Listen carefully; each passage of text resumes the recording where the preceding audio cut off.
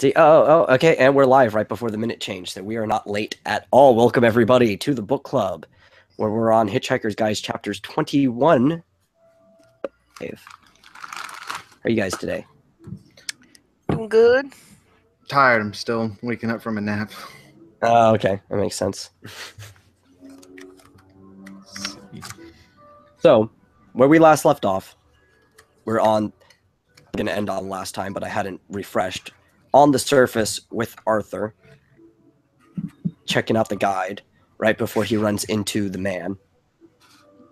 A little insert on the guide, but we'll go into that more. Runs into our friend who has a very rude name. Everything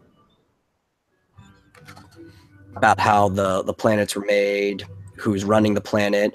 All these chapters kind of didn't look into this ahead of time before picking, because I just decided we're doing 5 at a time at this point. Just all string together like it's one long chapter, so that really well into our favor. Mm-hmm. I mean, at this point, the chapters are short enough to where Everything's going to end up doing that. Yeah. Like, you can read a whole bunch of them in a short period of time, and it works out. The fact that it also didn't jump back and forth from perspectives of the groups because everybody's passed out, that kind of worked out too. Mm-hmm. Yeah. We're pretty much just with these two as they're talking and going on down their hovercraft vehicle with the belly of the planet itself up until we kind of get left off where he was going to introduce Arthur to the run everything. Mm-hmm. And that's pretty much the overview. This is probably the shortest overview, even though there's lots to talk about in here. So we can start with whatever you guys want to start with. I like how this entire section was a lot more serious, I guess, than the other chapters, because like they went into a lot more detail of just talking about the spectacle of just infinity and all that kind of stuff. I was like, this seems a lot more serious than the other chapters were. But still in kind of a goofy way, like the terminology he uses to describe everything. So at least it's not like the voice changed or anything. It's just like, this is the way that the voice would talk about something a little bit more serious. Yeah. Well, and we get a lot more answers in these few chapters too, especially the where we learn about deep thought. But we can get to that later. Yeah. So I think we should start with this little conspiracy of the missing ballpoint pens. I did really enjoy this, and how from one drunken moment with Zaphod, someone ended up reevaluating everything that they did and just decided, you know what, I need to find out what has been going on with my missing pens. I was like, of course, only with Zaphod. Yeah, and he went through this really long, complex theory, all to find out by the time he got to the place where he thought it was case, and then it turned out that Zaphod had this highly profitable secondhand ballpoint business. Maybe the two are related, maybe they're not. The mysterious 60,000 Altarian dollars paid yearly into it.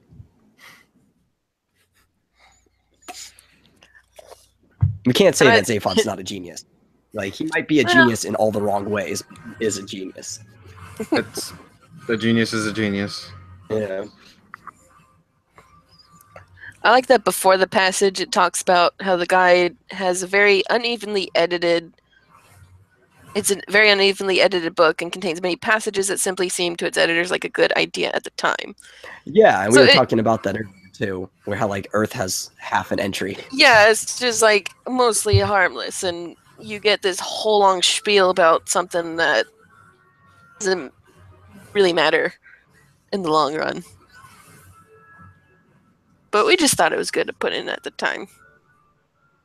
And there's really even no point to the plot, just weird.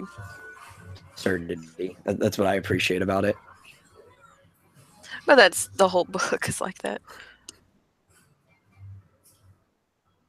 And then Arthur, especially since after that, Arthur has time to sit and think about what all's been going on. He's finally had some time to reflect on everything. Just sitting on this planet with 2 suns that he's never seen before, with a robot, and he gets to reminisce about how amazing Earth was now that it's gone. So down on everything. Yeah, that's a sad point.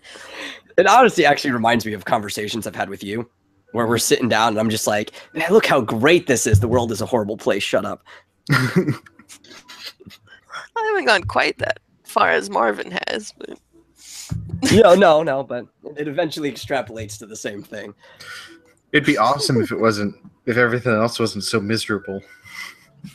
Yeah. Okay, fine. Oceans. Cats are cool, but you know what? There's still wars going on.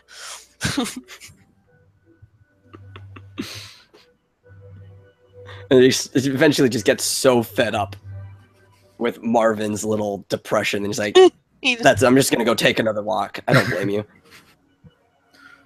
Even so much so that the man's also like, you know what? Forget the robot. We're gonna just keep going.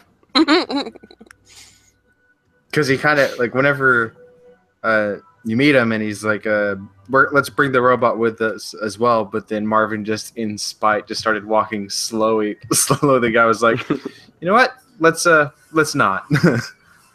Yeah. So the thing I love the most about this man too, and we'll get to the other part when it comes up, but the fact that he does not want to say his name. He asks who he is, and he's like, my name is not important. And it's really funny what his name is. Yeah. Just add to that. And there's a point to that. But it does, yeah, it makes him seem dark, mysterious, and a lot cooler than he actually is. But when he meets this guy, he actually starts telling them about what happened with Magathea. And the more you think about it, because he talks about how they kind of like went into a hibernation or whatever. They like went into a cryotonic sleep or some type of thing. They don't really know what it was, just that they were asleep. And the system were to wake them up when the economy was better. Think about it. Them seeing the economy start to go down and then taking the slumber might have been the thing that caused the economy to crash in the first place. Like, I don't know if that was intentional for you to think about it that way, but if you really start to think about how economies work, and I don't think Adams was an idiot, it's almost like when somebody sees stocks start to go down and then they start selling all of their stocks before it plummets, and then that causes the stock to plummet even more. Them going to sleep probably caused the collapse of the galactic economy. Probably. And it's even better that they were like, yeah, you're going to wake up whenever someone's finally rich enough to actually do everything. It's like, oh, that's probably why you slept for 5 million years. Yeah. Especially when they said in previous chapters that Magathea is basically one of the richest groups and planets in the universe. Yeah, it is the 1% They had the majority of the monetary value or whatever. Which also meant that the people that were part of it were the ones spending the most money. So if all of a sudden they go to sleep and stop spending money, there goes the whole economy. And you would assume if they're building planets, they have a huge workforce. Yeah. And they actually show at least the area a little later on where they start doing the planet construction. And that, oof. I like what it says, and we'll get to it more, but it gives you a better sense of infinity than infinity actually gives you. I think it's pretty impressive that an automatic system could survive for 5 million years. That's what happens whenever you're the richest civilization. I guess so. Yes, we realized we could start utilizing tungsten to reinforce everything. People have had ideas about it for a long time, but nobody bothered to do it.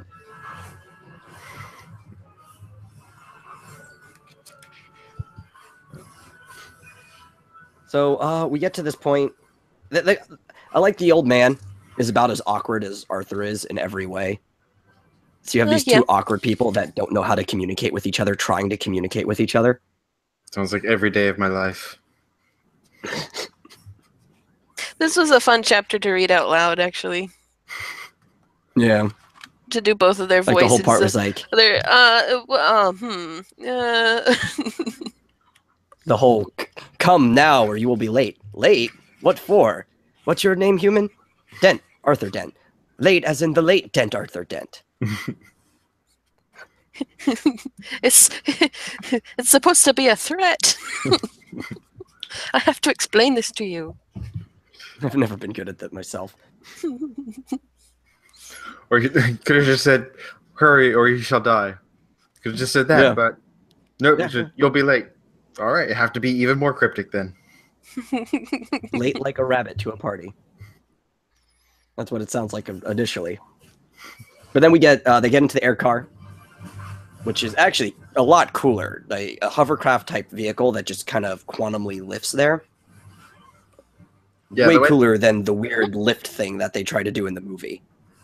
Yeah. Yeah, the way that they described it was really, really cool, and how fast it went and where they were. There was there's really no concept of distance or time, so it was just you'd figure that whenever you're going that fast, like the wind passing by you would kind of give you a sense. But it was like there apparently wasn't any of that because Arthur thought that he was just going. Yeah. The car must have mitigated it in some way to where he couldn't feel any notion of motion.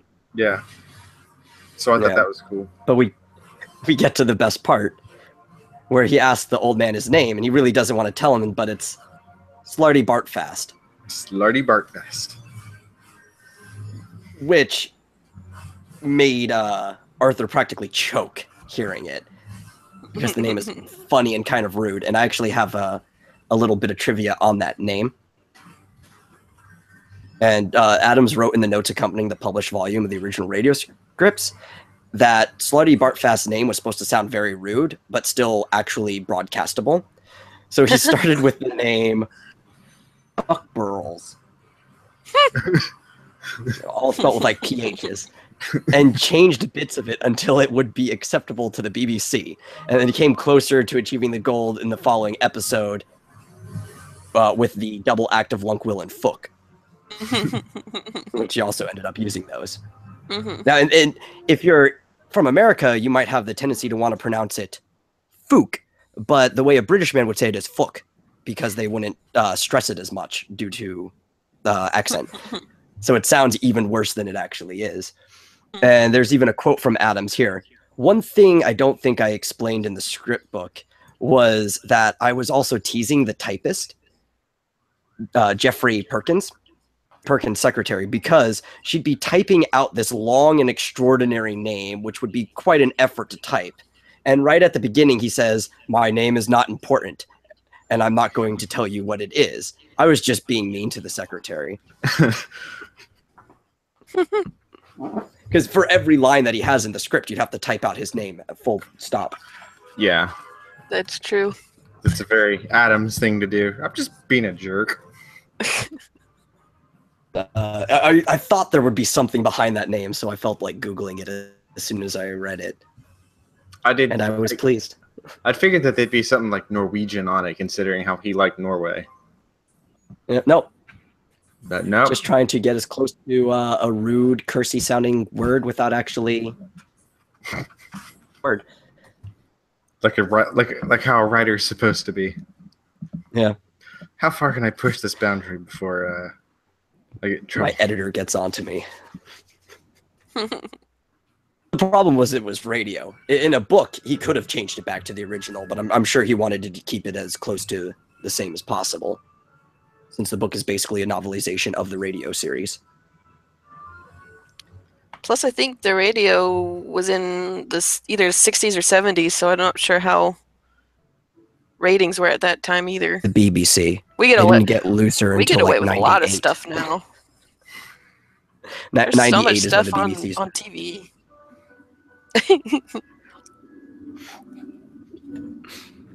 And even then, I don't think you're allowed to say damn on the BBC until like the late aughts. Really? That's They're surprising. still to me. kind of prudish. Yeah. Well, you got to think too. It's like British radio as a whole is pretty loose, but then the BBC, because it is government funded, Ah, Yeah, yeah. People forget that the British Broadcasting Company is government funded. makes a lot of sense. Also, people forget that it was originally a radio station, but most of our biggest broadcasting companies were like ABC and stuff like that. Just a little I knew it tidbit from for the- anybody listening. I knew it from the radio first, but that's another thing. Yeah. BBC Oh. America makes everybody think it was always a TV channel. People often think that the C stands for channel, not for company. All right. So as we Chapter Kinda- 23. yes, as we Short and sweet. go back to it. But we Yeah, find so we out get to that the we're talking about Humans- the smartest animals on Earth. which they're not humans. No, they are not. We're the third smartest. Because Apparently. we invented New York and wars and stuff, okay? That's pretty impressive. Yes, but the first smartest. Well, the dolphins are the smartest for the exact reasons. Because they didn't invent New York and wars or the wheel. But conversely, the dolphins had always believed that they were far more intelligent than man for precisely the same reasons. Because they also created wars in New York and stuff. No, I really think they're saying because they didn't do those things, they think they're better than man. I think, They think yeah. they're more intelligent for precisely the reason that man was the one that invented those things. And it was like, who's got time for that? I mean, Taking it anyway. yeah, I could. That's how I'm reading it. I could definitely see a group of dolphins inventing New York. So I could too. I don't think that's the canon case though, but I could totally see it happening.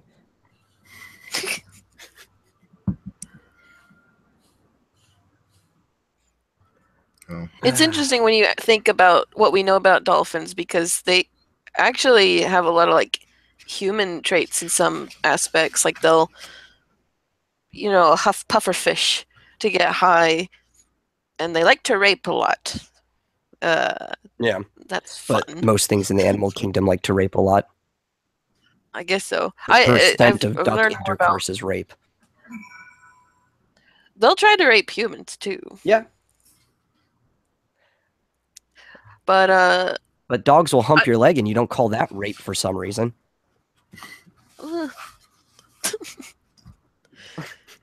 this conversation did not go how I was expecting it. maybe I shouldn't have said anything. I don't know. Yeah. Well, I'm just trying to say that like rape doesn't necessarily make something intelligent.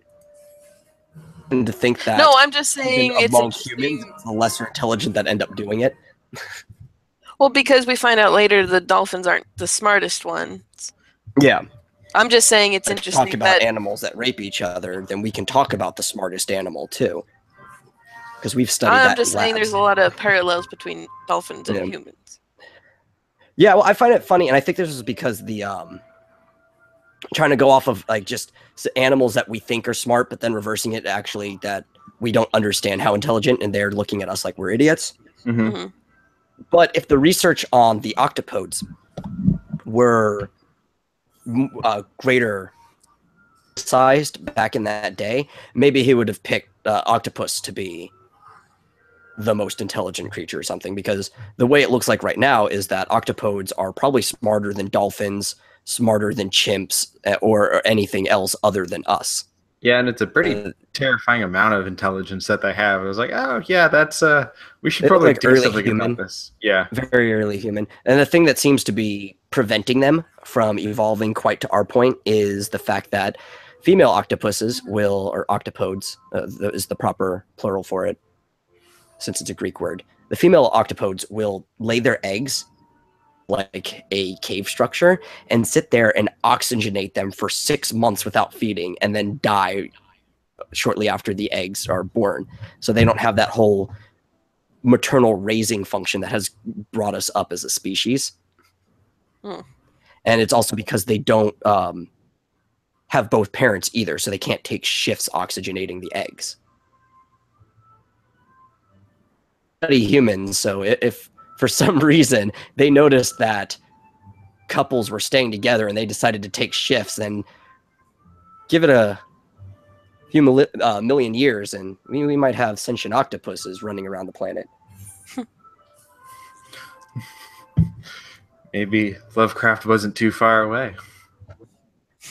Maybe we should make friends with our octopode brethren before they decide to revolt.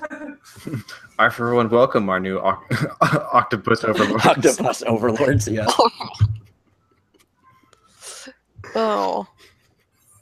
But so this thing they kept the same in the movie too, is they're talking about the last message ever misinterpreted by man from the dolphins, whereas a double backward somersault through a hoop while whistling the Star-Spangled Banner wasn't what it was at all, but actually a message that said so long and thanks for all the fish. And then cue the fantastic soundtrack. And it makes me angry because it's like, darn, they're sponging off of our fish the entire time. Well, yeah, they're. I like fish.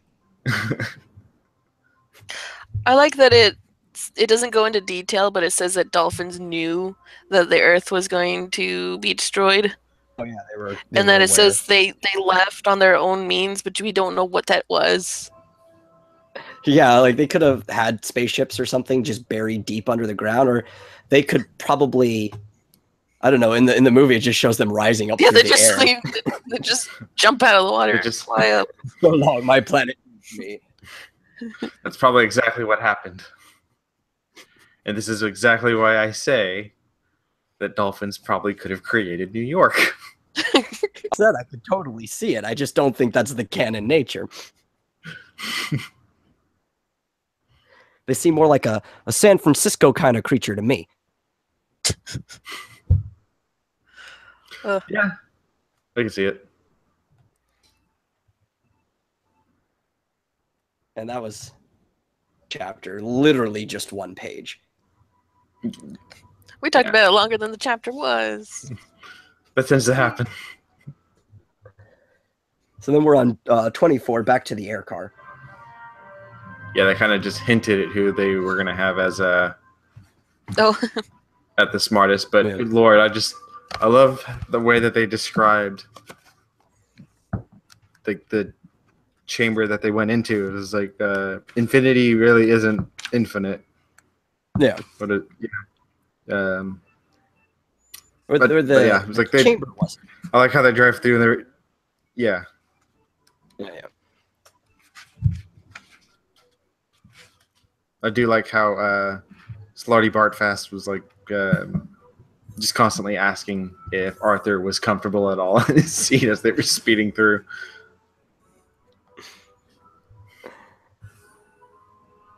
Where there was this one specific line too, where he was like, "This part always," or something like that. Mm-hmm. Scares the willies out of me. Was. They're about to go through hyperspace, a gateway into hyperspace. He said, I should warn you that the chamber we are about to pass into does not literally exist within our planet. It's a little too large. We are about to pass through a gateway into a vast tract of hyperspace. It may disturb you. Arthur made nervous buttons. Slarty Bartfast touched the button and added, not too entirely reassuringly, it scares the willies out of me. Hold tight. And then the car shot forward straight into the circle of light. And then suddenly Arthur had a fairly clear idea of what infinity looked like. And that comes to the point too. It wasn't infinity. Because infinity itself looks flat because how big it is. Yeah. Sky, as they say. And that's true, because if something truly was infinite, you'd have no range of depth whatsoever. Mm-hmm. So this actually gave you a better idea of what infinity was than infinity itself would. Yeah. It was just very, very, very, very big. Actually gave a measurement. I'm trying to find it. So I saw 13 light seconds away. Yeah. It met itself again. 13 light seconds. A sphere over 3 million miles across. 3 million miles across. Okay. And the 13 light seconds would be the circumference then. Yeah. Over 3 million miles across. Mhm. Okay. With unimaginable light. Could you imagine that? I mean, they say you can't, but like just a room that big and there's just flooded with light. Almost like you took a sun and you flipped it inside out. It's kind of hard to imagine that. That'd be cool. Till you go blind. Oh. Yeah. It didn't Hopefully. say it was like too bright of a light. It Bright. said- Yeah, I didn't say bright. just It's just said- an unimaginable light. just an- Yeah. yeah. Ah, there we go. It's light that is not bright. That is pretty unimaginable. Because whenever you think of light, you think of bright. Yeah. Yeah, so it's almost like there's this omnificent glow everywhere that's not coming from a single source. That's what I'm getting. Yes, but yeah, we're now in the planet-making factory. Mm-hmm. And we Yes. find out that they are making a Earth Mark II because they made the first one. Which was And I actually think a very it's- complex computer. Yes. And it was almost done. It had 5 minutes left to complete its programming, and then it was destroyed. 5 minutes. Darn It just comes bureaucracy. full circle of like the whole book and how everything is just like set up so Coincidentally. yeah. The Vogons just happened to come and destroy it literally 5 minutes before it was about to finish. Yeah, Yes. it's for an expressway that was already made by the improbability drive. Right. Pity, says Lottie Bart Fast. That was one of mine. It won an award, you know. Lovely crinkly edges. I was most upset to hear of its destruction. You were upset? Yes, 5 minutes later, and it wouldn't have mattered so much. It was quite a shocking cock-up. The mice were furious. The mice were furious. Oh, This yes. Oh, yeah. This is where we learned the mice bought Everything. the Earth. Commissioned, paid for, and run by mice. Because they're not actually mice. No. That's just the form they take in our universe. Yeah. Was it they're pan-dimensional Much like us. beings? Hyper-intelligent pan-dimensional beings. I can't imagine living Yeah. in several dimensions at once.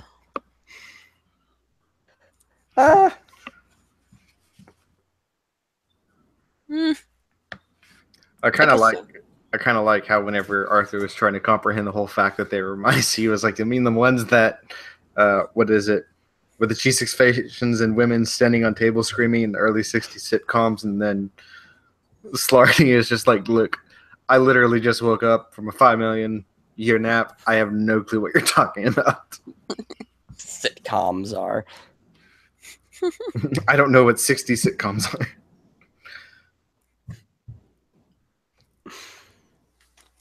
There's like, oh, I get the mix-up. No, they weren't experimenting on us. We were experimenting on them. That's what they wanted you to think. Such subtlety. One has to admire it.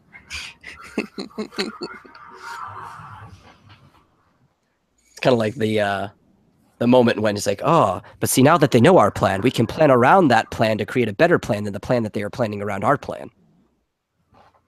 Quite. Now that see, the thing is that I knew that you knew that I knew.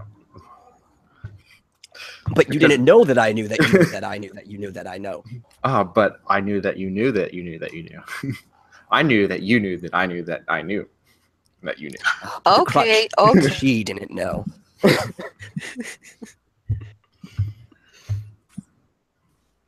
The flaw in the plan. A third party. It's and I like they're so subtle. How better to disguise their real natures, and how better to help guide your thinking. Suddenly writing down a maze the wrong way, eating the wrong bit of cheese, unexpectedly dropping dead of myxomatosis. It's finally calculated. It's like, yeah, their death was finally calculated. So how could he not know what sitcoms are, but know what mice were doing? Well, they probably Yeah. took the They probably hear me out. They probably took the form of the mice beforehand, and they were like, "Yeah, we're going to use this to kind of help calculate everything." I mean, they're brilliant programmers, so it's like they probably like pre-orchestrated everything, and they were like, "Yeah, this is totally our plan, and this is why we need you to build this planet." Maybe. I would like to think that, though, as we do have to remind ourselves, maybe there is no reason. Yeah, as to how he knows why Yeah. their whole plan of how they were subtly directing humans. Didn't have any like causal idea of what was going on at Earth at all. Yeah. He's been asleep for 5 million years, and humans haven't been around for that long. And Earth has been around for longer, but not by much. Apparently, it's humans- only been around for 5 million years. Well, that was Well- just when they fell asleep. We don't exactly know when the Earth was could have been made commissioned. any time during that Magarthian reign. Yeah. Probably before then. I would assume before then, if they stopped production on things. Oh, it says here, 5 million. your planet and people have formed the matrix of an organic computer running a 10 million year research program. So it's been 10 There's million that. years. Yeah. And then it It's just like- broke 5 minutes before it was almost done. Yep. 10 million years gone to waste. I'm just like, let me tell you the whole story. It'll take some time. It's like, well, what else are they going to do? It's not And then currently the- one of their problems. And in the most British way possible. That's unfortunate. Yeah. So then we're on chapter 25, Yes. where we actually get into the whole deep thought and fucking Lunkwell.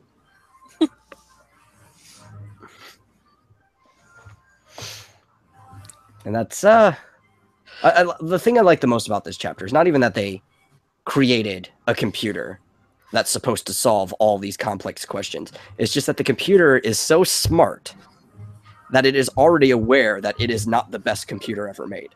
Mm-hmm. It is only the second because it will make a better one.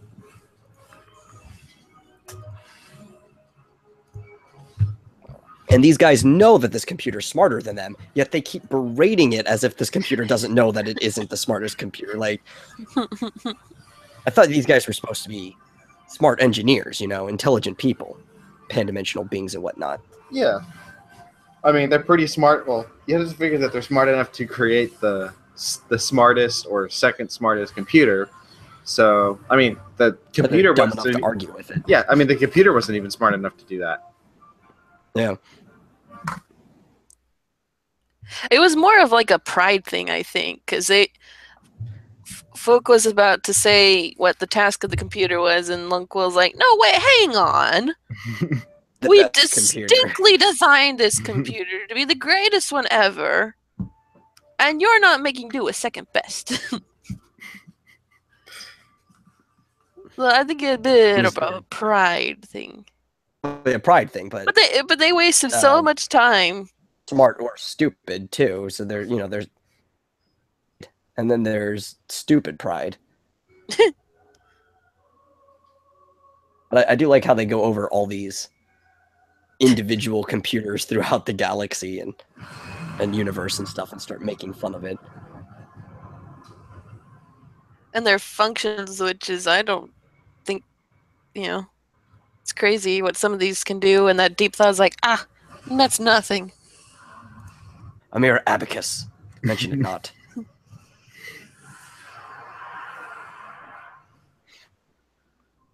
But I think the coolest thing is less deep thought. And these two idiots that represent like the Philosophers Guild that come bursting in. Oh, I love those guys. That was another fun chapter to read out loud, actually. Well, because We are philosophers, though we may not be. Yes, we are. It's like little too 'Cause philosophical there. Because deep thought is commissioned to figure out the answer to life, the universe, and everything. But that's supposed to be the philosopher's job. No, that's a philosopher's job. I think it's this idea too that of what a philosopher is, because in the older days, philosophers were our scientists, Mm-hmm. and now that we have so many different branches of science, we still technically do have philosophers. Most people who work in the fields of psychology, and that's where most of philosophy has come from for the last century or so. Philosophy is a dead art and just constrained to the metaphysical. But we have such a constrained idea of what a philosopher is because of what it used to be. And that's pretty much what these guys represent, like the archaic image of old philosophy. Yeah, this ancient philosophy. It was like, oh, you have to figure out the life and everything. Which, I mean, it was pretty ancient, like before our time. So, yeah, technically it was ancient philosophy. So they're definitely less Aristotelian and more Platonic. Yeah. And I like, which reminds me, like one of the best paintings is a painting of Aristotle and Plato next to each other, and Plato is just like looking and pointing up into space and the heavens, and Aristotle is just looking down, pointing at the ground. yeah, I know which one you're talking about.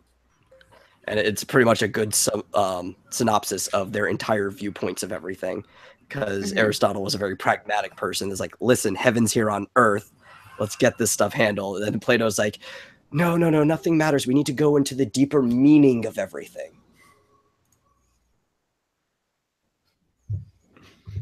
And that's why these guys really remind me of like the Platonic viewpoint. I like how deep thought is able to like rationalize all of this.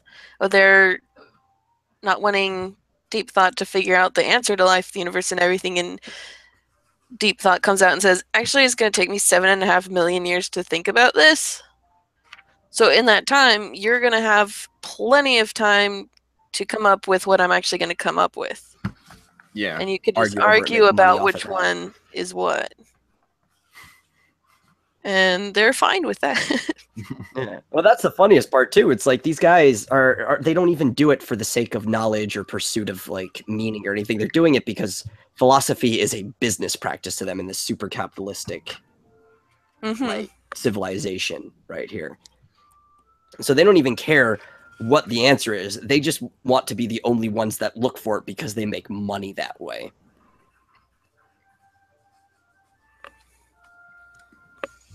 Yeah, and the philosopher's like, you know what? Why have we never thought of that? Apparently our brains are just too highly trained. Sure, we'll go with that. That's funny too, because now that the internet is a thing and everybody thinks they have an opinion on everything, right? Yeah. I mean, heck, that's why we're here having a book club. But people who think they're so smart that they can't argue with you because they just think that the solution's evident. And a lot of times there are these people who haven't even thought to what their solution is or why they came to it or anything. It's just the way that it is. You're like, oh, no, we're too smart to deal with you. Yeah, it's like the internet is good because it gave us a whole bunch of knowledge, but apparently it gave too many people too much knowledge, and they just don't know how to handle it. They don't know how to filter it. Yeah. Yeah. They're like, okay, the problem is epistemology without true philosophy. Yeah. So people know how things are, but they don't why things are.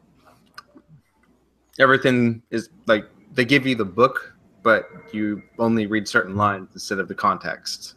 So, yeah.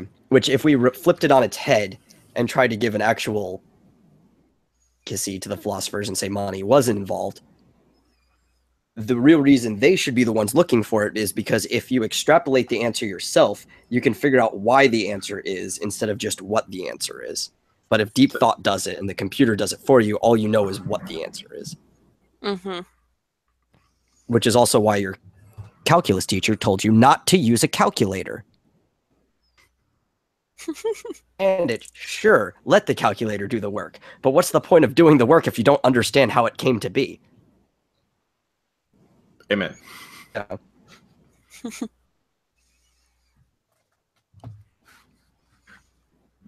I don't know, I get so triggered by memories of idiots in school. Flashbacks. I'm glad I got out of 4th grade. I couldn't stand it even then. Yeah. There's some good people. No. Yeah. I mean, have one of them right here on the chat with me. We had some pretty good times in school.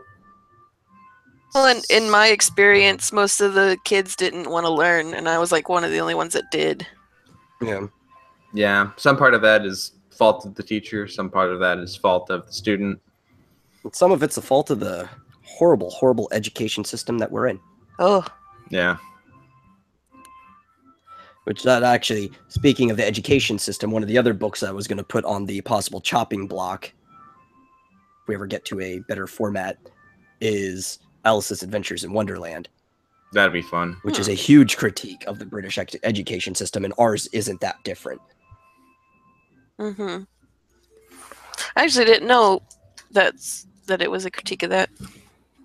Oh, yeah, that's pretty common knowledge, but I guess if it's not spread to you, you wouldn't know. Yeah.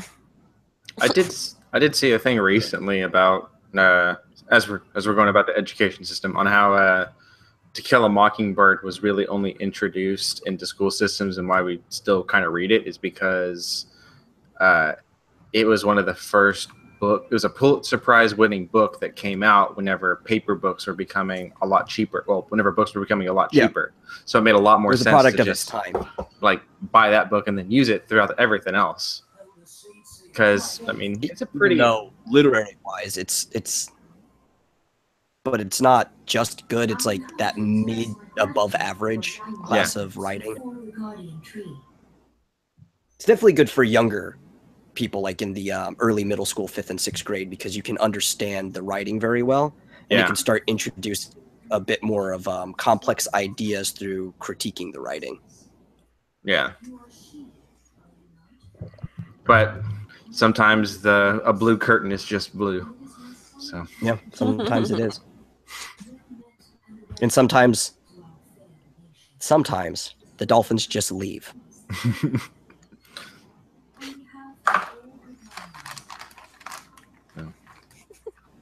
And I think we covered pretty much everything. Pretty much all we have. Yeah. Pretty much. I didn't realize that the next chapter was going to be 1 page as well. We could have just thrown that in. We'll definitely be doing 26 through 30 in the next. I think if we keep doing 5, we'll be through then in we only have 2 weeks more book clubs. Yeah, cool. For this book. Because then it'll be 31 through 35 after that. I'm fine with that. Any closing statements? I don't know. I like this. Like, this was a really good, thinking section, I guess. Yes, it was. And I think there are, if memory serves, there's at least 2 chapters in the next set that will have some good thought points to them. Yeah. Because I think we learn more about deep thought and what it comes up with and stuff, I think. Well, no, immediately we go right back to Arthur and Slarty. But what they do a lot is they'll have a couple chapters following the story, then they'll, like they did with the dolphins or they did with Deep Thought. Yeah. Just to break it up so you're not just following the same person over and over when you got used to a format of jumping back and forth between perspectives. I'm pretty sure all this is still happening on a Thursday. I don't know if maybe. Really passed. I think more days have passed already. No, they went to sleep. Okay. Yeah. I think technically it's Friday. I don't know Okay. the sense of time when you're dealing with But improbability. yeah, when you're to what planet you're on and how long that is, and at least been 24-hour Earth hours. yeah, and you could take a nap for any reason if it seems like nighttime. Problem with being in space is having to use artificial lights to turn on and off with a clock to simulate whether it is day or nighttime, because otherwise it just seems like it's night all the time. Or if your lights are on bright enough, it just seems like it's day all the time. Yeah, there was a thing that I saw where, like, Lauren was telling me this, and how if you go to Las Vegas, all the casinos don't have clocks in them because they purposely get you to stay longer. Try to hook you in there. Yeah. They help you lose your track of time because it's just so bright and you can never tell time by, like, you can tell time by light, but if all it is light, you can't really tell if time is passing. That's why good gamblers wear watches. Yep. And I'm sure we have phones now, but you have to consciously remember to pull your phone out of your pocket. When you have a watch on your wrist, you're more likely to check it. Yeah. And you know that you should never spend too long at a single table anyway. Because if you're bad, then you're just going to keep feeding money into that single table, and you can reset your chances somewhere else. And if you're good, well, you're probably going to be caught for whatever reason you're good at. So rotate those tables around. Gambling advice. Only from the Hitchhiker's Guide book club stream.